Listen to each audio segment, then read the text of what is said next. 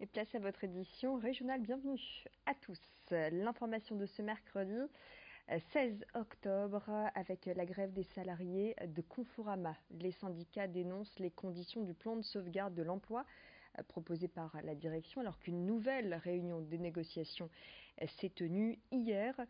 Confrontée à des difficultés de rentabilité, l'enseigne prévoit la suppression de 1905 postes en France, 32 magasins Conforama et 10 maisons dépôts mettent la clé sous la porte. Dans la région, les Conforama de Lers, de Calais ou encore de Louvroil étaient fermés aujourd'hui.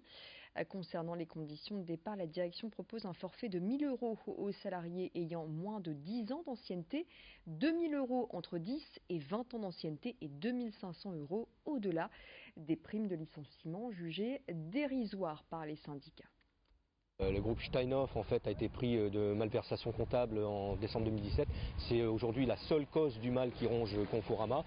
Ce n'est pas les erreurs stratégiques comme veut bien nous faire entendre la direction. C'est d'abord une question de trésorerie. Et il faut savoir aussi que Steinhoff a quand même réalisé sur l'année précédente 18 milliards de chiffre d'euros de chiffre d'affaires. Donc il faut quand même qu'ils mettent la main à la pâte parce que si demain des salariés sont virés, c'est à cause d'eux, donc il faut qu'ils indemnisent le préjudice subi. Direction d'Èvres, à présent, une centaine d'agriculteurs s'est rassemblée devant l'ONC, l'Office national de la chasse, à l'appel de la FDSEA et des jeunes agriculteurs. Le but de ce rassemblement, soutenir une famille d'agriculteurs poursuivis pour avoir abattu 2 sangliers sur son exploitation. Ces manifestants sont venus protester contre cette décision et la façon dont elle a été prise, mais aussi dire à quel point la prolifération des sangliers est, selon ces manifestants, dangereuse pour leurs exploitations, mais aussi pour la santé publique. Corentin Escaillé était sur place. Puis, oui, tout à fait. Comment on en a marre de devoir cultiver et puis de devoir être indemnisé, enfin de devoir subir des dégâts de sanglier. C'est pas concevable. Donc, on est là effectivement pour les soutenir et puis plus généralement pour dénoncer ce phénomène. C'est un vecteur de maladie. Et la peste porcine, je vous dis, elle a démarré en Pologne, elle est arrivée en Belgique, elle est là à nos portes. Bon, elle a vraisemblablement été véhiculée par le sanglier et la brucellose. La brucellose, c'est quelque chose qui avait disparu du département et on a eu un cas l'an dernier du côté de Marquise. Je vous dis, ça n'a pas été prouvé scientifiquement que le vecteur de la maladie est le sanglier, mais il y a un risque probable que ce soit lui qui est en cause. Une avancée scientifique et médicale à l'Institut Pasteur de Lille, c'est celle de l'équipe du docteur Jamal Khalif qui vient d'identifier un gène spécifique responsable du paludisme. Cette découverte pourrait contribuer à la recherche de nouvelles cibles thérapeutiques pour lutter contre cette infection qui se transmet par les moustiques. C'est Rémi Desremeaux qui est allé à la rencontre de ce docteur Jamal Khalif. Actuellement, en l'absence de vaccins efficaces, les principaux traitements antipaludiques sont des combinaisons thérapeutiques à base d'artémisinine. Et avec l'émergence de résistance aux traitements actuels, de nouvelles cibles thérapeutiques doivent être étudiées. Alors cette découverte ouvre de nouvelles voies à la lutte et à la création de traitements contre le paludisme. Explication. Cette découverte d'un gène spécifique chez le Plasmodium vise bien sûr à mieux comprendre la biologie de ce parasite qui est surprenante puisqu'il est capable de donner la naissance à 7 stades différentes, infecter 2 hôtes, passer à travers 3 tissus et vivre à des températures variantes, tout ça avec un nombre très restreint de gènes qui sont à peu près 5300 gènes. La découverte d'un gène spécifique impliqué dans son cycle et dans sa transmission vise bien sûr à comprendre sa biologie, mais aussi qu'elle soit cible potentielle pour des traitements nouvelles et qui peuvent contourner aussi la résistance auquel on assiste aujourd'hui.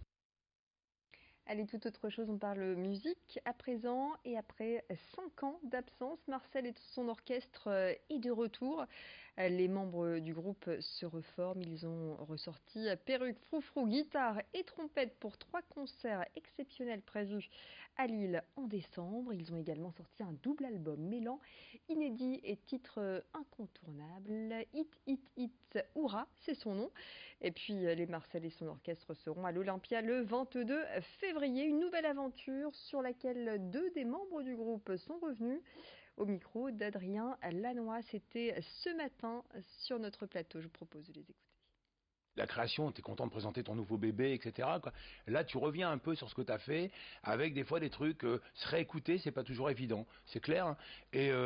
Mais cette fois-ci, il y avait quelque chose de, sans être dans la nostalgie, quelque chose de fort marrant, quoi. Et puis se dire, bon sang, on a chanté ça, t'as vu, on a retrouvé des versions avec d'autres couplets, d'autres refrains et compagnie.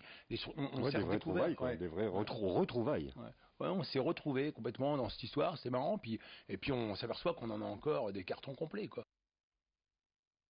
Voilà, concert à guichet fermé à Lille au mois de décembre. Voici quelques extraits des concerts Marcel et son orchestre. Ils sont là qui me guettent dans un coin de ma tête, plein de renâtres. Ils attendent que je prie et me savent en sursis, plein de renâtres. Plein de renâtres.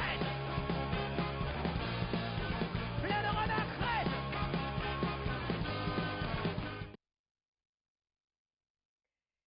Et puis je vous propose de terminer ce flash régional en partant du côté de Dunkerque avec ces images du catamaran du futur. Il s'appelle Energy Observer. Il a fait escale dans la cité de Jean Bart hier après son tour en Europe du Nord, en Méditerranée. Il a montré tous ses atouts à Dunkerque avec ses 170 mètres de panneaux solaires, ses 62 kg d'hydrogène et ses batteries de 400 volts. Il est le prototype du bateau technologique et après avoir rechargé ses batteries à Dunkerque, il s'en retourne à Saint-Malo chez lui avant son premier tour du monde qui devrait lui prendre environ 3 ans. Et c'est la fin de cette édition régionale. Tout de suite, retrouvez les prévisions météo, le bulletin complet dans le prochain quart d'heure. Ce sera votre édition locale. À tout de suite.